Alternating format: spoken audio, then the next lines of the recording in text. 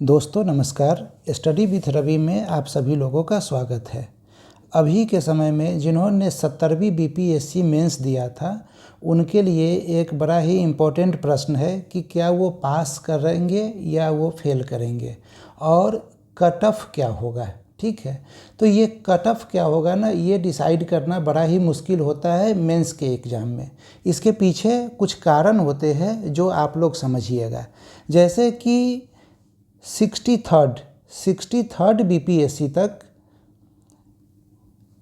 आयोग के द्वारा कहा जाता था कि हर एक कॉपी को लिबरल तरीके से चेक करना है, जिस वजह से कट ऑफ 500 के आसपास हमेशा रहता था। ठीक है, लेकिन जब 64th बीपीएससी होता है उस समय से आयोग कुछ अलग चीज़ें डिसाइड करना शुरू करती है।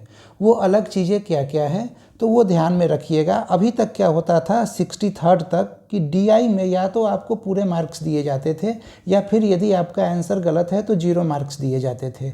स्टेप वाइज मार्किंग नहीं होता था, पर 64th से इसे शुरू कर दिया गया और ये बोल दिया गया 64th से कि लिबरल मार्किंग नहीं होगा। लिबरल मार्किंग कहाँ पे होगा ये आयोग जो है सो दिशा निर्देश देती थी कॉपी चेक करने से पहले। और आयोग दिशा निर्देश किस आधार पे देती थी तो मैं आपको बता देता हूँ कि जो भी स्टैटिक पोर्शन है, जैसे कि हिस्ट्री के पोर्शन, इसके अलावा पॉलिटी के पोर्शन, ये ऐसे सेक्शन हो गए जहाँ पे लिबरल मार्किंग नहीं होगा। तो एक फिक्स नंबर ही सबको दिया जाने लगा। जैसे कि 38 नंबर का क्वेश्चन होता था तो उसमें 20 नंबर, 21 नंबर, 22 नंबर, 23 नंबर। ठीक है, लेकिन कुछ ऐसे भी स्थान है, जैसे कि मैं एक एग्जाम्पल लेता हूँ 66 से।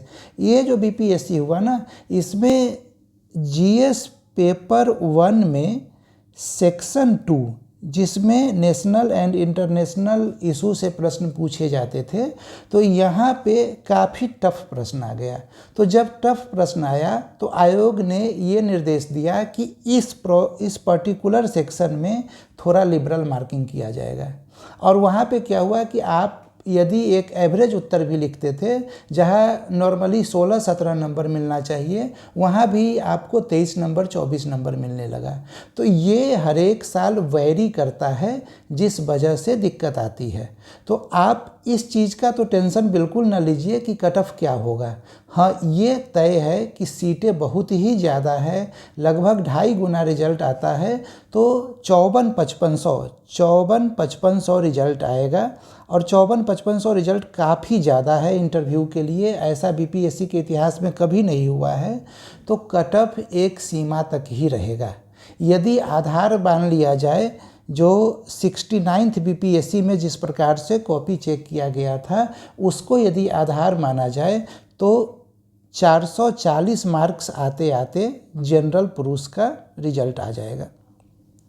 एक बात मैं और बता देता हूँ कि जब सीटों की संख्या ज़्यादा होती है तो रिजर्व कैटेगरी में कट ऑफ में ज़्यादा वेरिएशन देखने को मिलता है। तो यदि रिजर्व कैटेगरी में पहले सपोज कीजिए कि महिला का कट ऑफ 15 नंबर कम जा रहा था, तो इस बार वो 20 नंबर कम चला जाएगा। ठीक है, इस प्रकार से चीज़ें होगी।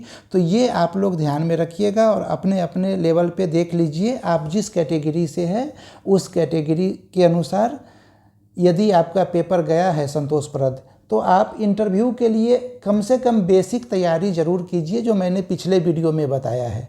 ठीक है, यदि सपोज कीजिए 1 मिनट के लिए आपका नहीं होता है रिजल्ट, आप फेल हो जाते हैं, तो अभी तो तुरंत 71वीं का मेंस देना है ना, मेंस दीजिएगा, फिर 6 महीने बाद उसका रिजल्ट आएगा। तो इंटरव्यू की तैयारी तो आपको करनी ही पड़ेगी। और इंटरव्यू में सारा खेल नॉलेज से ज़्यादा कॉन्फिडेंस का है। ठीक है, तो एटलीस्ट आप इतना कॉन्फिडेंस तो इकट्ठा कर लीजिए, जो 5 लोग आपके सामने बैठे रहेंगे तो आपकी आवाज़ न काँपे, आपका पैर न काँपे और आप मतलब सहज रहे। ठीक है, आप सहजता के साथ आई टू आई कांटेक्ट करके तब बातें कर सके, नंबर उसी से मिलेगा। आपसे यदि 5 सवाल इंटरव्यू में पूछे गए लगातार और 5 सवाल का आपको उत्तर न पता हो, तो आपको बोलना पड़ेगा ना कि माफ़ कीजिएगा सर, मुझे अभी नहीं पता है, मैं बाद में घर जाकर इसका उत्तर देख लूँगा। यही होता है उत्तर देने का ये क्रम। जब मुझे मिले थे 85 मार्क्स, तो मेरे साथ भी ऐसा आया था, और तब आया था जब पूछा गया कि आपका बैकग्राउंड क्या है, तो मैंने कहा कंप्यूटर साइंस, और उसके बाद मुझसे सवाल पूछे गए और मैंने लगातार 4 सवाल में बोला सॉरी सर मुझे अभी याद नहीं आ रहा है, काफ़ी दिन हो गए हैं पढ़े हुए, मैं घर जाकर इसका उत्तर देख लूँगा। और उसके बाद भी बाकी लोगों के साथ मेरा इंटरव्यू अच्छा गया। क्यों? क्योंकि इतनी बार सॉरी बोलने के बाद भी मेरा कॉन्फिडेंस वहाँ पे लूज नहीं हुआ। तो ये कॉन्फिडेंस लूज नहीं होना चाहिए, ये निश्चित रूप से मैटर करता है एग्ज़ाम में। इस चीज़ का आप लोग ज़रूर ध्यान में रखिएगा। और पिछले वीडियो में मैंने बताया है कि इंटरव्यू के लिए फ़िलहाल आप लोगों को क्या क्या करना चाहिए, वो ज़रूर आप लोग कर लीजिए। ठीक है, धन्यवाद।